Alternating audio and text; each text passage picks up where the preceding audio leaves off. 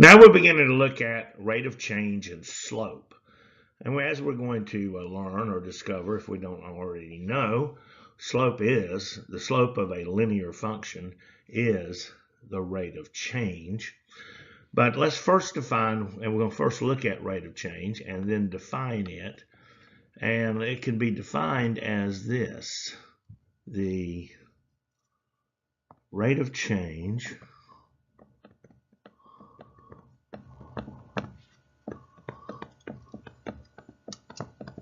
equals the change in y, that little triangle, that little delta symbol means change in y over the change in x. Delta y over delta x. Delta standing for change. The change in y over the change in x. And so let's look at this specific problem that we have before us. It says the table shows the tiled surface area changes with the number of floor tiles. So let's see, number of floor tiles, this left-hand column, number of floor tiles, this is our x values. And we see that's 3, 6, and 9. And over here on the right-hand column of this, we got the area of tiled surface in square inches, y values, and those are 48, 96, and 144. And our first task is to find the rate of change. Well, now if the rate of change is the change in y over the change in x, well, let's set that up this way. We could say then, if we start with right here, I see that there's 96 square inches and 48.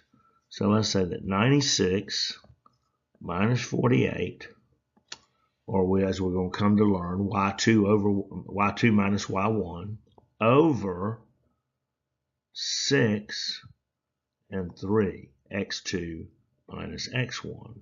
So 6 and 3. So let's see, 96 minus 48, well, that's 48.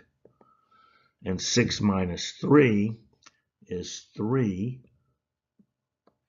And 48 divided by 3 is 16. And so our rate of change, the change in y over the change in x, is 16.